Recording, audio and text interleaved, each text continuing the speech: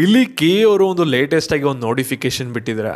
ಆ ಒಂದು ನೋಟಿಫಿಕೇಷನಲ್ಲಿ ಎಷ್ಟು ಚೇಂಜಸ್ನ ಮಾಡಿದ್ದಾರೆ ಅಂದರೆ ಸಾಕಷ್ಟು ಮಾಡಿಫಿಕೇಷನ್ ಆಗಿದೆ. ಇವಾಗ ನೀವು ಅಪ್ಲಿಕೇಶನ್ ಹಾಕೋ ರೀತಿಯೇ ಬದಲಾಗುತ್ತೆ. ಅದಕ್ಕೆ ನಿಮ್ಗೆ ಹೇಳೋದು, ನಿಮಗೆ ಲೇಟೆಸ್ಟಾಗಿ ಏನೇ ಅಪ್ಡೇಟ್ಸ್ ಗೊತ್ತಾಗಬೇಕಂದ್ರೆ ಚಾನಲ್ನ ಸಬ್ಸ್ಕ್ರೈಬ್ ಮಾಡ್ಕೊಳ್ಳಿ ಅಂತ. ಯಾಕಂದರೆ ಕೆ ಅವರು ಏನೇ ಅಪ್ಡೇಟ್ಸ್ ಬಂದರೂ ಕೂಡ ನಿಮಗೆ ಅಲ್ಲಿ ಮಾಡಿಫಿಕೇಷನ್ ಆಯ್ತಾ ಇರುತ್ತೆ ಟೈಮ್ ಟು ಟೈಮ್.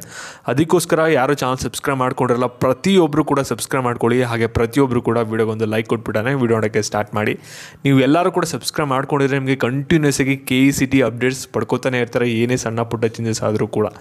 ಇಲ್ಲಿ ಕೆ ಅವರು ಆ್ಯಕ್ಚುಲಿ ಇವಾಗ ಒಂದು ಬಿಗ್ ಚೇಂಜಸ್ನ ಮಾಡಿದರೆ ನಿಮಗೆ ಸ್ವಲ್ಪ ರಿಲ್ಯಾಕ್ಸ್ ಆಗುತ್ತೆ. ಇವಾಗ ಅಪ್ಲಿಕೇಶನ್ ಹಾಕಬೇಕಾದ್ರೆ ಸಾಕಷ್ಟು ಚೇಂಜಸ್ ಆಗಿದೆ. ಒಂದು 4-5 ಪಾಯಿಂಟ್ ಒಂದು ನೋಟಿಫಿಕೇಷನ್ನು ಕೂಡ ಬಿಟ್ಟಿದ್ರೆ ಸಾಕಷ್ಟು ಮಾಡಿಫಿಕೇಷನ್ ಕೂಡ ಆಗಿದೆ. ಮತ್ತು ಒಂದು ವಿಡ್ರಾನು ಕೂಡ ಮಾಡ್ಕೊಂಡಿದ್ದಾರೆ. ಏನೇನು ಇನ್ಸ್ಟ್ರಕ್ಷನ್ಸನ್ನು ಕೊಟ್ಟಿದ್ರು, ನಿಮ್ಗೆ ಏನೇನು ನೋಟಿಫಿಕೇಷನ್ ಓಡಿಸಿದ್ರು ಅದೆಲ್ಲನೂ ಕೂಡ ಇವಾಗ 1 by 1 ತಿಳಿಸ್ಕೊಡ್ತೀನಿ. ವೀಡಿಯೋನ ಎಲ್ಲೂ ಬಿಡದೆ ಕೊನೆವರೆಗೂ ನೋಡಿ. ತುಂಬಾ ವೆರಿ ಇಂಪಾರ್ಟೆಂಟ್ ವಿಡಿಯೋ ನೋಡಾದ್ಮೇಲೆ ನಿಮ್ಮ ಫ್ರೆಂಡ್ಸ್ಗೂ ಎಲ್ಲರಿಗೂ ಕೂಡ ಶೇರ್ ಮಾಡಿ, ಅವ್ರಿಗೂ ಕೂಡ ಸ್ವಲ್ಪ ಹೆಲ್ಪ್ ಮಾಡಿ. ಇವಾಗ ಫಸ್ಟ್ ಅವ್ರು ಏನು ಹೇಳ್ತಾ ಇರೋದೇನೆ ಅಂದರೆ ಎಕ್ಸ್ ಡಿಫೆನ್ಸ್ ಅವ್ರಿಗೆ. ಇಲ್ಲಿ ಎಕ್ಸ್ ಡಿಫೆನ್ಸ್ ಸರ್ಟಿಫಿಕೇಟ್ ನಿಮ್ಗೆ ಏನಾದರೂ ಬೇಕು ಅಂದರೆ ಸೇವಾ ಸಿಂಧು ಪೋರ್ಟಲಲ್ಲಿ ನಿಮ್ಮದು ಆರ್ಮಿ ನಂಬರ್ ಹಾಕಿ, ಇಲ್ಲಾಂದರೆ CET ಅಪ್ಲಿಕೇಶನ್ ನಂಬರ್ ಹಾಕಿ ನೀವು ಪಡ್ಕೋಬೋದು ಅಂತ ಹೇಳ್ತಾ ಇದ್ದಾರೆ. ಫಸ್ಟು ಪಾಯಿಂಟಲ್ಲಿ ನೋಟಿಫಿಕೇಷನ್ ಕೂಡ ನಿಮಗೆ ಸ್ಕ್ರೀನ್ ಮೇಲೆ ಇರುತ್ತೆ, ನೋಡ್ಕೋಬೋದು ನೀವು.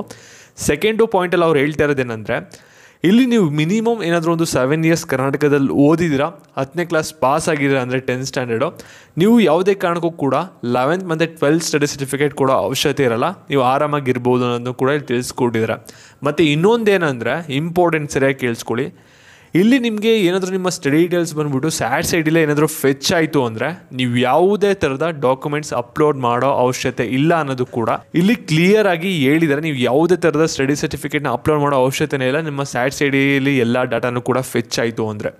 ಅದಕ್ಕೋಸ್ಕರ ಇವಾಗ ನೆಕ್ಸ್ಟ್ ಏನಾಗುತ್ತೆ ಅಂದರೆ ಥರ್ಡ್ ಪಾಯಿಂಟ್ ಅವ್ರು ಹೇಳ್ತಾ ಇರೋದೇನೆಂದರೆ ಇಲ್ಲಿ ಯಾರ್ಯಾರು ರಿಲಿಜಿಯಸ್ ಮೈನಾರಿಟಿ, ಲಿಂಗ್ವಿಸ್ಟಿಕ್ ಮೈನಾರಿಟಿನ ಕ್ಲೈಮ್ ಮಾಡ್ತಾ ಇರಾ ಅವ್ರು ಕಂಪಲ್ಸರಿಯಾಗಿ ಸ್ಟಡಿ ಸರ್ಟಿಫಿಕೇಟ್ಗಳನ್ನ ಪ್ರೊಡ್ಯೂಸ್ ಮಾಡಲೇಬೇಕು, 1st ಸ್ಟ್ಯಾಂಡರ್ಡಿಂದ 10th ಸ್ಟ್ಯಾಂಡರ್ಡ್ವರೆಗೂ ಕೂಡ ಅಂತಲೂ ಕೂಡ ಹೇಳಿದ್ದಾರೆ. ಮತ್ತು ಇನ್ನೊಂದು ಮೇಯ್ನ್ ಇಂಪಾರ್ಟೆಂಟ್ ಥಿಂಗ್ ಇಲ್ಲಿ ನೋಡ್ಕೊಳ್ಳಿ.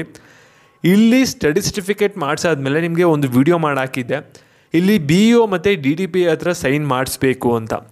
ಇಲ್ಲಿ ಕೆ ಅವರು ನಿಮ್ಗೆಲ್ಲರಿಗೂ ಕೂಡ ರಿಲ್ಯಾಕ್ಸ್ ಕೊಟ್ಟಿರೋದೇನಪ್ಪ ಅಂದರೆ ಇಲ್ಲಿ ನಿಮ್ಮ ಸರ್ಟಿಫಿಕೇಟ್ ಏನು ನೀವು ಅಪ್ಲೋಡ್ ಮಾಡ್ತೀರಲ್ಲ ಅದೆಲ್ಲ ಕೂಡ BO ಮತ್ತು DDP ಅವ್ರ ಹತ್ರನೇ ಹೋಗುತ್ತೆ ವೆರಿಫಿಕೇಷನ್ಗೆ.